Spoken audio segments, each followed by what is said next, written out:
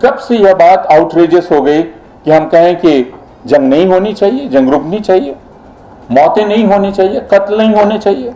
Israel के मंत्रियों ने कहा कि हर वह व्यक्ति हमारा टारगेट है जो हमस में है, जो एक्टिवली पार्टिसिपेट कर रहा है, जो उसको लेकर खुशी मना रहा है, जो मिठाई बांट रहा है। नेतन्याहू के आप हर बयान को सुनिए जिसमें धमकी है, और वह धमकी यूरोप के लीडर्स को है और उन तमाम लोगों को दी जा रही है जो ये कहने की हिम्मत जुटा पा रहा है कि सीज फायर होना चाहिए। कि इजराइल की जेलों में जो तकरीबन 10,000 से ज्यादा फिलिस्तीनी बंधक हैं और गिरफ्तार हैं, उन्हें भी इजराइल रिहा करे। यूरोपियों ने जो किया यहूदियों के साथ, उसकी सजा फिलिस्तीनियों को क्यों भुगतनी पड़ रही है? जो भी इस वक्त इजराइल की सरकार के साथ खड़ा है वह इंसानियत के खिलाफ या जो जुर्म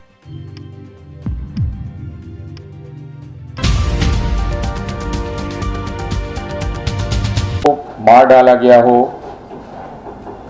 जिनमें आधे तकरीबन बच्चे हों,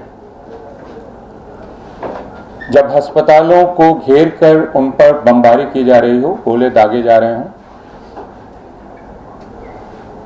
जब बिजली और पानी और दूसरी तरह की तमाम सप्लाई काट दी जाए, इंक्यूबेटर से बच्चों को निकालना पड़े क्योंकि ऑक्सीजन की सप्लाई खत्म हो गई है, किसी तरह की बिजली नहीं है और बच्चे इंक्यूबेटर में नहीं रह सकते, और हर मिनट यह खबर आ रही है कि अब इतने बच्चे मारे गए और अब इतने बच्चे मारे जा सकते हैं। इससे भी ज्यादा जब हर रोज यह खबर आ रही हो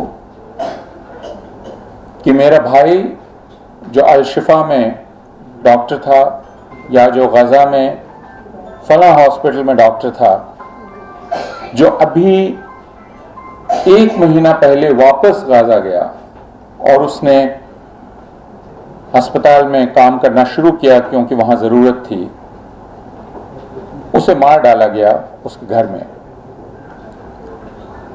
और ऐसे डॉक्टरों की तादाद अब दर्जनों में है और उससे भी ज्यादा, जिनको इजराइल ने निशाना बनाकर मार डाला है। ऐसे सहाफियों की, पत्रकारों की तादाद दर्जनों में है और उससे ज्यादा, जिनको निशाना बनाकर इजराइल ने मारा है। ऐसे लेखकों की तादाद दर्जनों में है, जिन लेखकों को, शायरों को इजराइल ने निशाना बनाकर मारा है।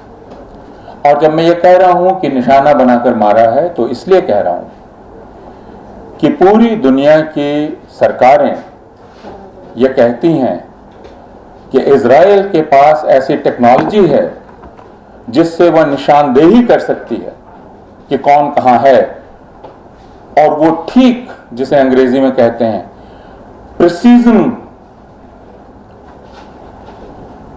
टारगेटिंग कर सकती है। तो फिर वो ये नहीं कह सकती कि ये जो लोग मारे जा रहे हैं, इजराइल को प्रिसाइजली ये नहीं मालूम था कि वो वही हैं। या तो उसकी एक बात सही है या फिर वो बात गलत है। और उसी तरह इजराइल के इस दावे को मानना कि 7 अक्टूबर को क्या हो रहा है उसको खबर नहीं थी। ये इजराइल की वह फौज कह रही है, वह सरकार कह रही है जो दावा करती है कि उसके पास दुनिया की सबसे इंटेलिजेंट आंख मौजूद है, जिस आंख से परिंदा भी नहीं बच सकता, बिल्ली भी अगर उसके करीब से गुजरे तो पूरा प्रोटेक्टिव सिस्टम ट्रिगर हो जाएगा। लेकिन 7 अक्टूबर को क्या हो रहा था इसकी खबर इजराइल को नहीं थी।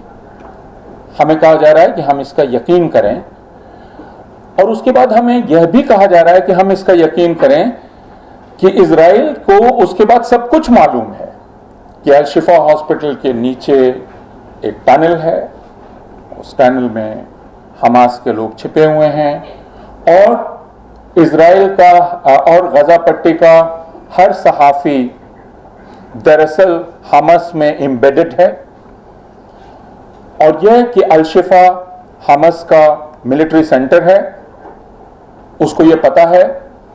हमसे ये कहा जा रहा है कि हम उसी इजराइल की इन तमाम बातों को कबूल कर लें जो इजराइल ये कह रहा है कि 7 अक्टूबर को क्या हो रहा था उसको पता नहीं। तो इन दोनों में से एक ही चीज हो सकती है। और इसलिए इजराइल की, और फिर जब कल नाटो की प्रवक्ता ने कल ये जरूरी समझा, और इस पर बात करना बहुत जरूरी है कि कल नाटो के प्रवक्ता ने जरूरी समझा कि बाहर निकल के वो प्रेस कॉन्फ्रेंस करें और प्रेस कॉन्फ्रेंस करके वो ये कहें कि उनको इसकी पक्की खबर है कि अल शिफा हॉस्पिटल हमस का मिलिट्री सेंटर था। आप उस प्रेस कॉन्फ्रेंस को यूट्यूब पर देख सकते हैं, जिसमें उनसे सहाफी ये सवाल कर रहे हैं कि यह खबर आपको कैसे मिली, और वो कहती हैं कि ये हमें अपनी इंटेलिजेंस की जो इनपुट्स हैं उनसे मिली। और फिर उनसे ये सवाल किया जाता है कि क्या आप लोग वहां मौजूद थे, क्या अमेरिका के लोग वहां मौजूद थे? और वो साफ कहती हैं, और इसके लिए उनको शुक्रिया अदा करना चाहिए कि वो इजरायलियों की तरह झूठ नहीं बोलती, लेकिन वो साफ कहती हैं कि नहीं, हमारे लोग वहां नहीं थे। फिर उनसे पूछा जाता है कि यह जो इनपुट है, क्या यह इनपुट आपके लोगों ने दिया है, अमेरिका के लोग दे रहे हैं? और वो कहती हैं no, we have no boots on the ground, we have no boots on the ground, लेकिन हमको यह खबर है। इसका मतलब बहुत साफ है कि यह बात जो इजराइल उनको बतला रहा है, उस बात को वो ज्यों का त्यों दोहरा रहे हैं। और यह बात, इसके लिए मेरे पास सचमुच अल्फाज नहीं है कि मैं किस विशेषण का इस्तेमाल करूं। ये शर्मनाक है, घिनौना है, क्रूर है, बेरहमी है, बेहिसी है, क्या है, जिसमें दुनिया के सबसे ताकतवर मुल्कों के नुमाइंदे निकलकर इस बात की वकालत कर रहे हैं कि अस्पतालों पर हमला होना चाहिए, जिसमें अमेरिकन मेडिकल एसोसिएशन को जब यह पिटीशन की गई कि आप ये दरख्वास्त करें कि हॉस्पिटल पर हमला ना हो, तो अमेरिकन मेडिकल एसोसिएशन ने ऐसी दरख्वास्त, ऐसे पिटीशन करने से इनकार कर दिया। इससे ज्यादा शर्मनाक क्या हो सकता है कि डॉक्टर ये कहने से इनकार कर दें कि अस्पतालों पर हमला नहीं होना चाहिए। फिर उन्होंने जो कसम खाई थी, उस कसम का क्या? जर्मनी के मुखिया हों, इंग्लैंड के हों या अमेरिका के हों, वो अब खुलेआम कह रहे हैं कि इजराइल जो कर रहा है वो बिल्कुल ठीक है। कल अमेरिका में इजराइल के पक्ष में एक रैली की गई। मैं इजराइल के पक्ष में कह रहा हूं क्योंकि उस रैली का नाम भी था रैली फॉर इजराइल, लेकिन वो इजराइल की सरकार जो अभी कर रही है उसके पक्ष में की गई थी। और उसमें अमेरिकन सीनेट के जो स्पीकर हैं, चीफ हैं, वे खड़े होकर कह रहे हैं कि calls for ceasefire are outrageous. जंग बंदी की मांग कब से आउटरीजियस हो गई? कब से यह बात आउटरीजियस हो गई कि हम कहें कि जंग नहीं होनी चाहिए, जंग रुकनी चाहिए, मौतें नहीं होनी चाहिए, कत्ल नहीं होने चाहिए? और जब उनसे कहा जाता है कि सीज फायर का मतलब है कि दोनों तरफ से सीज फायर, तो वो कहते हैं कि नहीं, शर्त यह होनी चाहिए कि हमस जो बंधक हैं उन बंधकों को वापस कर दे। बंधक वापस होने चाहिए, किसी भी सिविलियन को बंधक बनाने की जरूरत नहीं है। लेकिन इसका मतलब यह होगा कि इजराइल की जेलों में जो तकरीबन 10,000 से ज्यादा फिलिस्तीनी बंधक हैं और गिरफ्तार हैं, उन्हें भी इजराइल रिहा करे और फौरन रिहा करे। और वे 7 अक्टूबर के पहले गिरफ्तार हुए हैं, उनमें से हजारों लोग। हमें यह समझाने की कोशिश की जा रही है कि यह सब कुछ दरअसल हमास के चलते हो रहा है। इजराइल बार बार कह रहा है कि गाजा पट्टी में जो भी मौतें हो रही हैं उनकी पूरी जिम्मेदारी हमास की है, क्योंकि हमास ने जबरदस्ती लोगों को गाजा पट्टी में रोका हुआ है। बेचारा इजराइल वह दुनिया की सबसे सभ्य सेनाओं में से एक है। इजराइल का कहना यह है कि हम लोगों को पहले फोन करते हैं, लोगों को मैसेज भेजते हैं और कहते हैं कि वह हट जाएं, अब हम हमला करने वाले हैं। हम इसके पूरा एहतियात बरतते हैं कि हमारे हमले के सामने कोई सिविलियन ना आए। लेकिन दिक्कत यह है कि गाजा पट्टी में को सिविलियन और हमास के बीच में फर्क करना बड़ा मुश्किल है।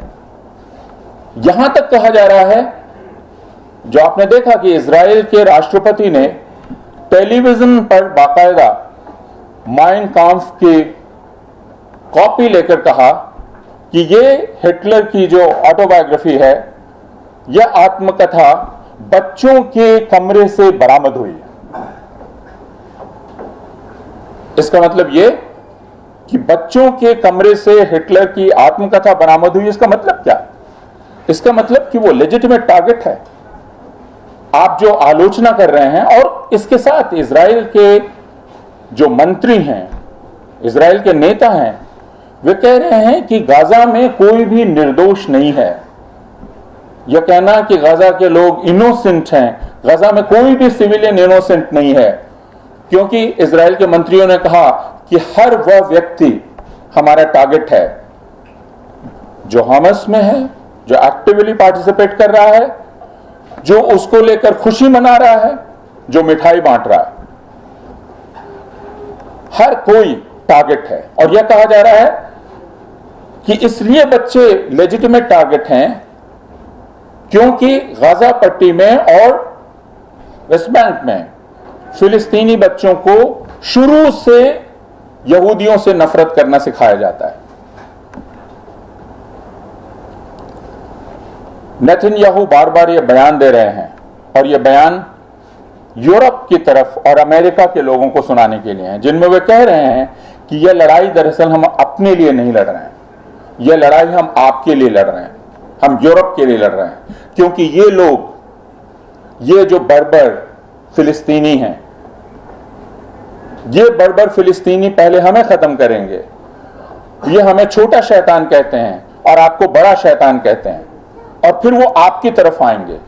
तो हम जो ये जंग कर रहे हैं, ये जंग हम, और उन्होंने कहा कि this is a war between good and evil, good and bad. Europe के लोगों को वो समझाने की कोशिश कर रहे हैं कि ये उनकी तरफ से जंग चल रही है। और इसलिए जब फ्रांस के मैक्रोन ने कहा कि यह बर्दाश्त के बाहर हो रहा है, तो नेतन्याहू ने उनको भी चेतावनी दी। नेतन्याहू के आप हर बयान को सुनिए जिसमें धमकी है, और वह धमकी यूरोप के लीडर्स को है और उन तमाम लोगों को दी जा रही है जो यह कहने की हिम्मत जुटा पा रहा है कि सीज फायर होना चाहिए। उसको नेतन्याहू धमकी दे रहे हैं। लेकिन अब यह बात भी बहुत साफ है, और यह हमें कहना चाहिए कि यह जंग दरअसल, इस जंग में अमेरिका शामिल है। अगर यह जंग है तो इस हमले में अमेरिका शामिल है। अमेरिका अगर इस वक्त लगातार हथियार भेज रहा है, लगातार पैसे भेज रहा है, और यह अमेरिका एक्सेप्शनल तरीके से करता है, जो इस बार उसने किया है कि वो कोई भी शर्त नहीं लगाएगा कि आप इस पैसे का और ये जो हम आपको मदद कर रहे हैं, इस मदद का कैसे इस्तेमाल करेंगे, इस पर अमेरिका कोई शर्त नहीं लगाएगा। यानी इजराइल उसका जैसे चाहे इस्तेमाल कर सकता है फिलिस्तीनियों के खिलाफ। मसला कभी भी हमास नहीं था। यह कहा जा रहा है कि हमास को जड़ से उखाड़े बिना बात बनने वाली नहीं है, लेकिन मसला हमास नहीं है। और यह इससे साफ है कि वेस्ट बैंक में तो हमास नहीं है।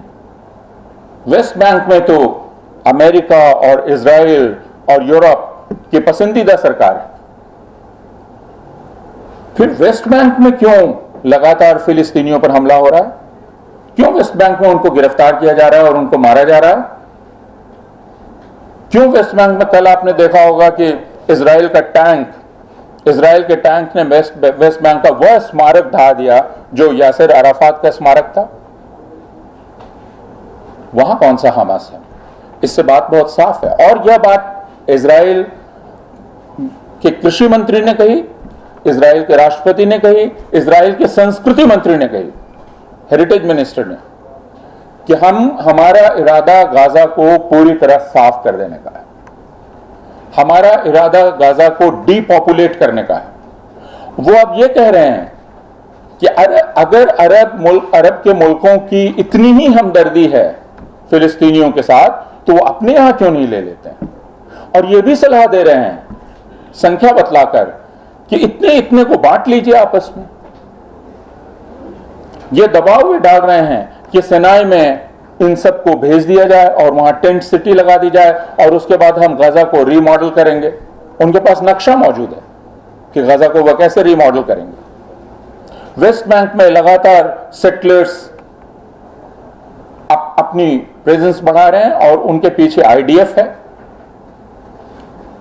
आप वीडियो देख सकते हैं और वो वीडियो बनाने में भी ज़ायनिस्ट को कोई शर्म नहीं है, जिस वीडियो में वे कहते हैं कि हाँ मैं तुम्हारा घर लेने आया हूं और अगर तुम मुझे मैं तुम्हारा घर लूंगा और अगर मुझे नहीं मिलेगा तो कोई और तुम्हारा घर ले लेगा। यह सब कुछ इतनी ढिठाई से इस तरह सबके सामने हो रहा है। और क्यों पूरी दुनिया खामोश है? क्योंकि पूरी दुनिया कहती है कि इन बेचारों के साथ बहुत बुरा हुआ था, हिटलर ने बहुत बुरा किया था।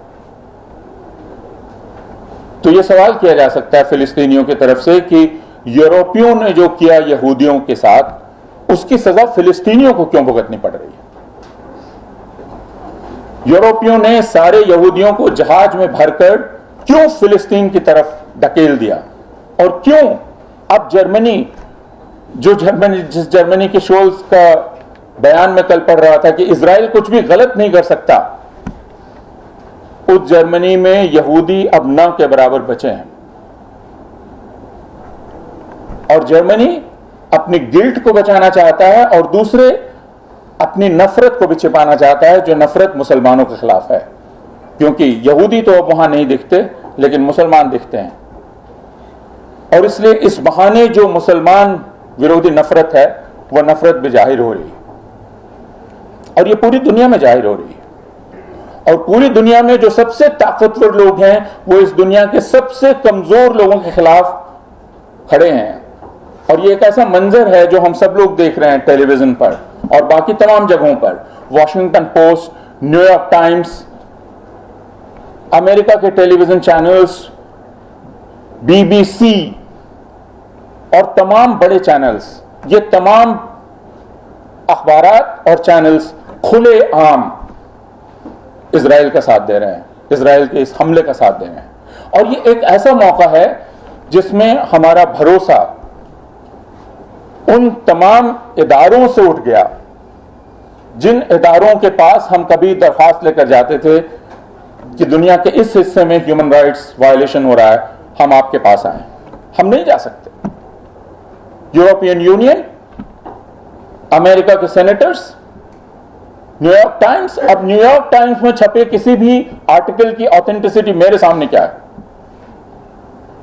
अगर न्यूयॉर्क टाइम्स अपने कॉलम लिखने वालों को, अपने यहां काम करने वालों को नौकरी से इसलिए निकाल रहा है कि उन्होंने फिलिस्तीन में सीज फायर के हक में रिजोल्यूशन पर दस्तखत किए या फिलिस्तीन पर होने वाले हमले की मुखालफत की, यह सिर्फ वहां नहीं हो रहा है, हार्वर्ड में, येल में, ये सारी जो आईवी लीग यूनिवर्सिटीज हैं, जो इस बात का दावा किया करती थी कि हमारे यहां फ्रीडम ऑफ स्पीच है, और अमेरिका जो फ्रीडम ऑफ स्पीच का झंडा ऊंचा किया रहता था, अब वहां फिलिस्तीन का नाम लेना एक जुर्म है। आपकी नौकरी चली जाएगी। अगर आप छात्र हैं तो आपको कल नौकरी नहीं मिलेगी। यह अमेरिका और यूरोप का हाल है। तो यह जो इजराइल का हमला है फिलिस्तीन पर, और मैं फिलिस्तीन कह रहा हूं क्योंकि ये सिर्फ गाजा पट्टी नहीं है, जैसा जॉन दयाल ने कहा और बाकी साथियों ने कहा। वेस्ट बैंक को आप ना भूलिए। वेस्ट बैंक जिसको पूरी तरह से, जिसकी शक्ल बदल देने का इरादा इस गाजा के आड़ में किया जा रहा है और जिस पर ज्यादा बात नहीं हो रही है दुनिया। और इन सारी तस्वीरों को याद रखिए, क्योंकि आज हम लोग जिन्होंने हिटलर को नहीं देखा, हम वो फिल्में देखते हैं।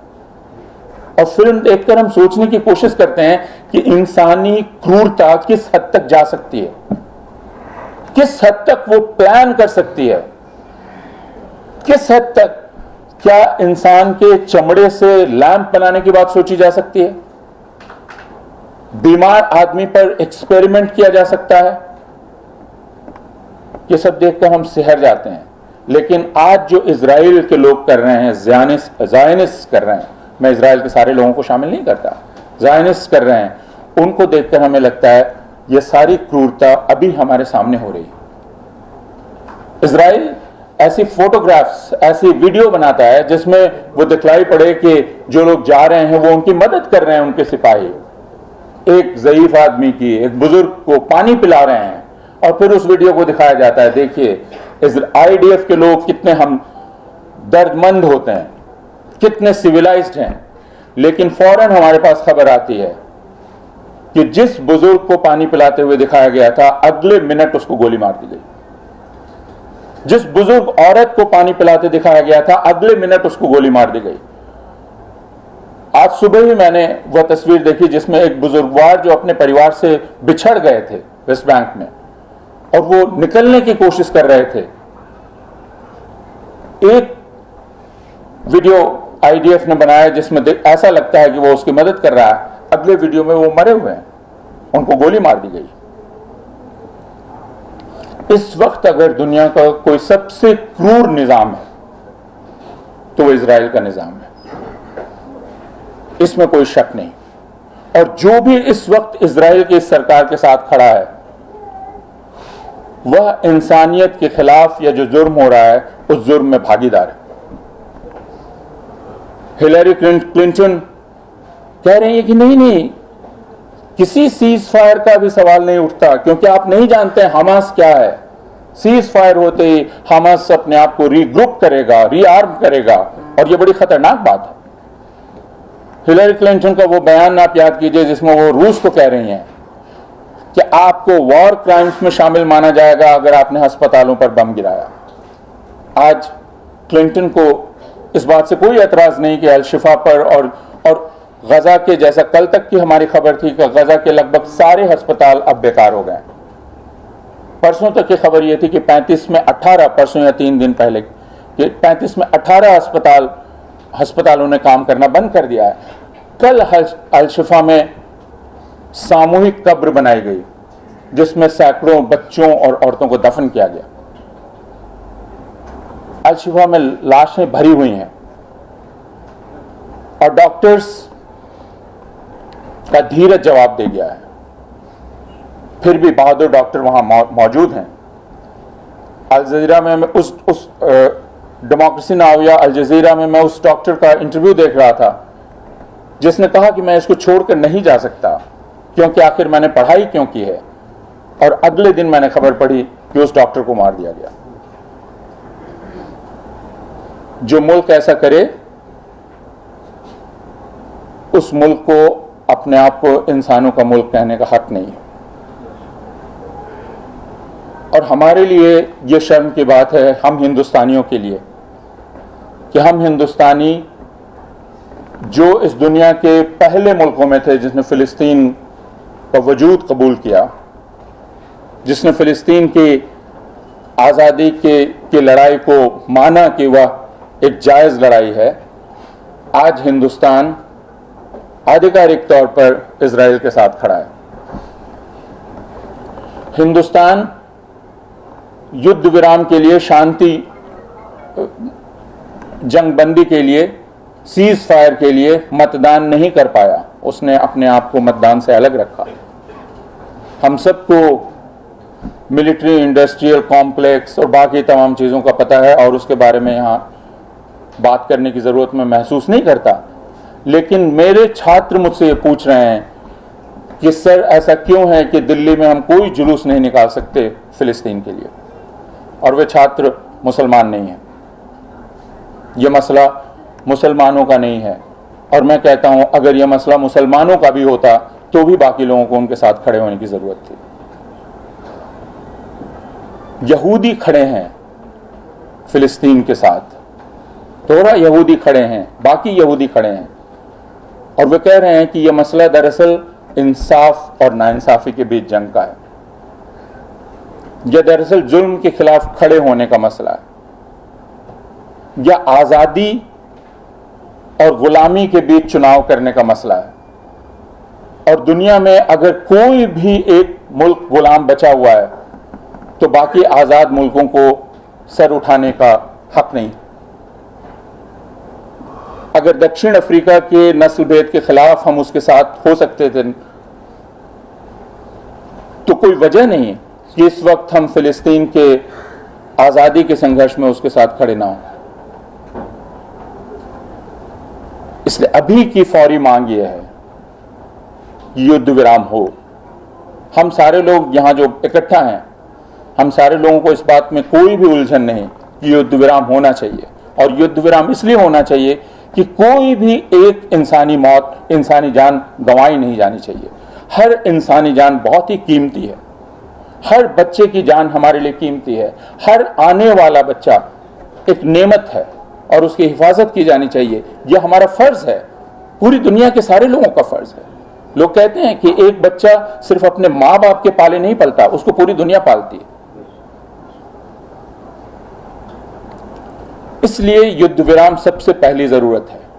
और जो भी युद्ध विराम का विरोध कर रहा है वह एक तरह से इस वॉर क्राइम में, इस युद्ध अपराध में शामिल है।